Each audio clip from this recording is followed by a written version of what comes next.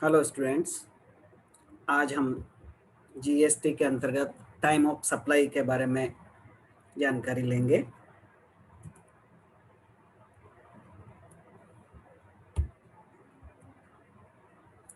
Time of supply क्या होता है और इसका क्या महत्व है? टाइम ऑफ सप्लाई उस दिन को मानते हैं जिस दिन जीएसटी देय होता है। अर्थात इसको इस तरह से कहा जा सकता है कि जो हमारा टाइम ऑफ सप्लाई है उस दिन हमारी जीएसटी की लायबिलिटी देय हो जाती है। उस दिन हमें जीएसटी उदय हो जाता है, जीएसटी चुकाना होता है। अब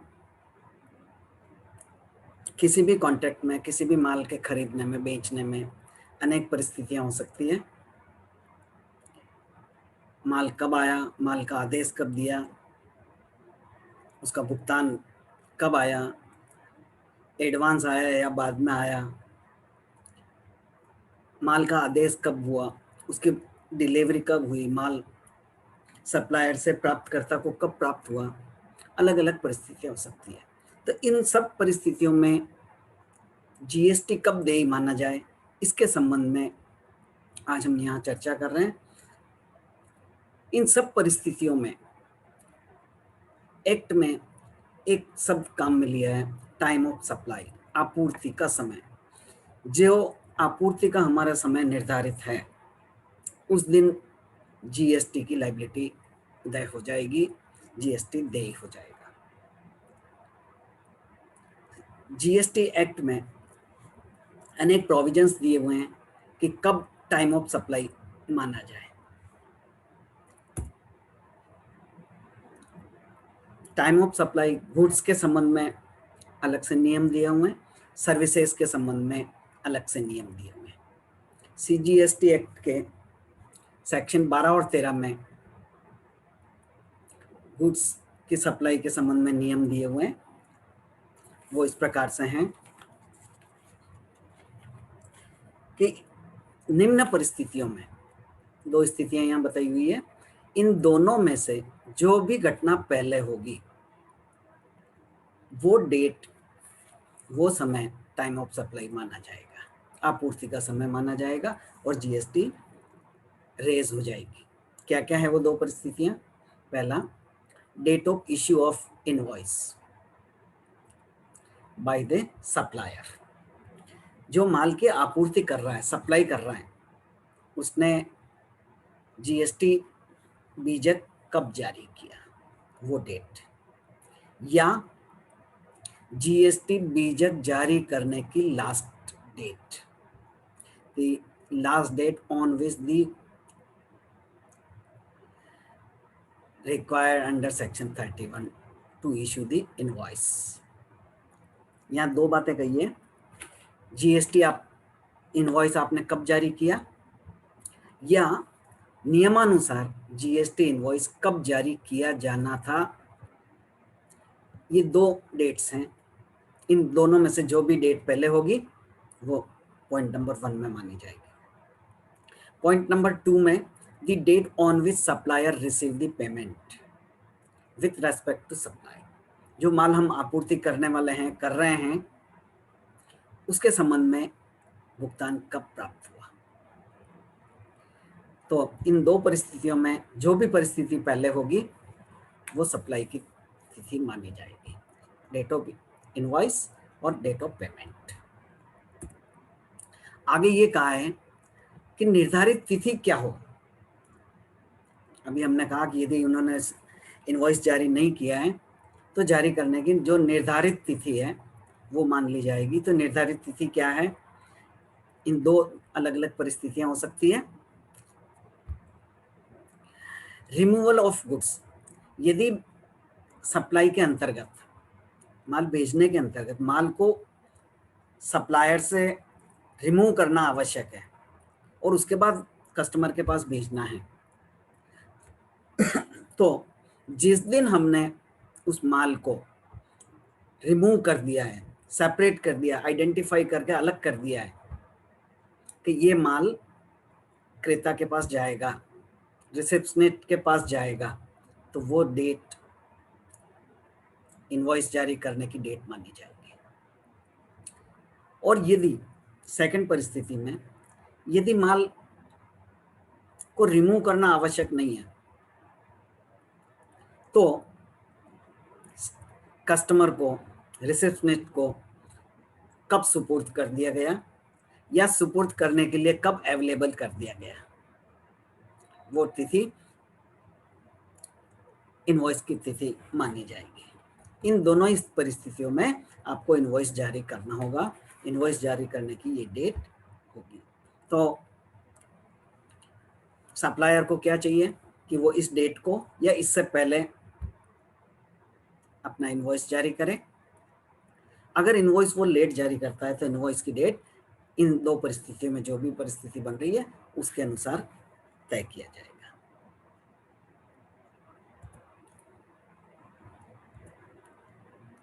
नेक्स्ट, सेवाओं के संबंध में क्या नियम है?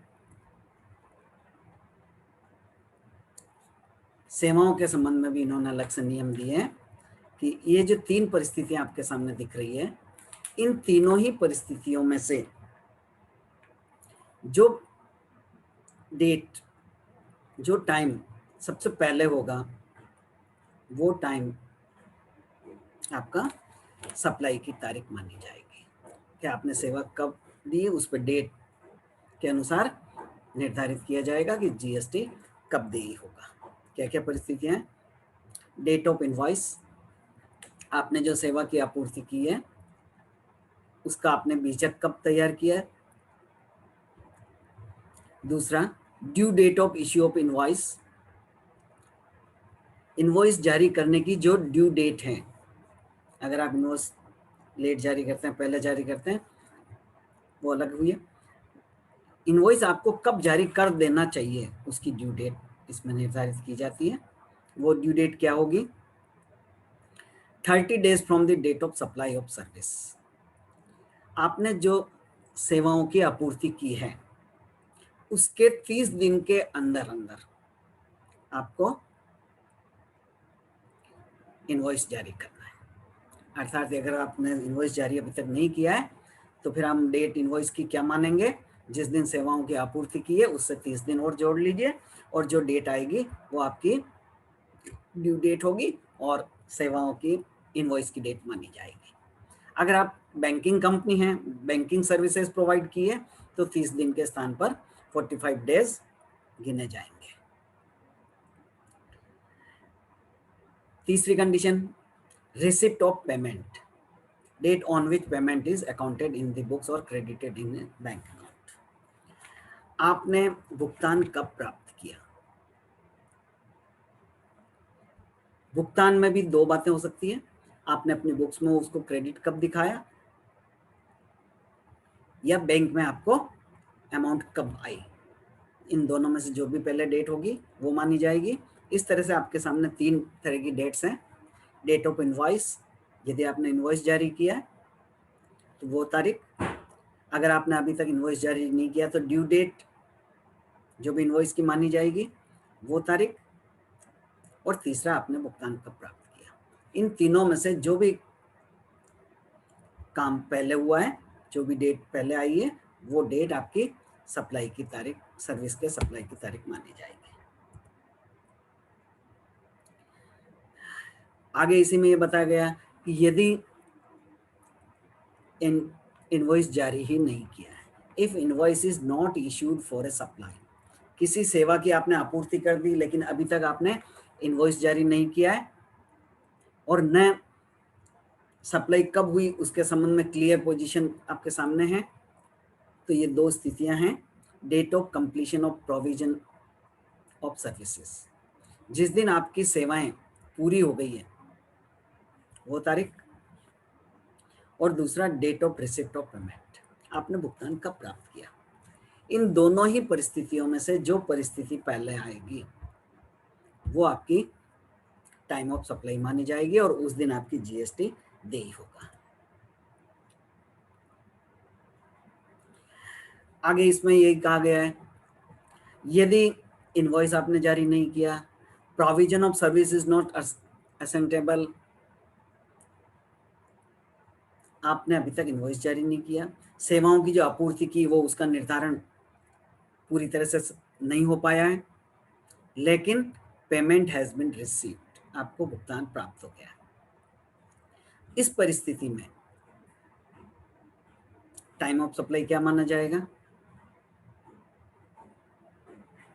इस परिस्थिति में ये माना जाएगा कि the time of supply shall be the date on which receptionist show receipt of services in his books.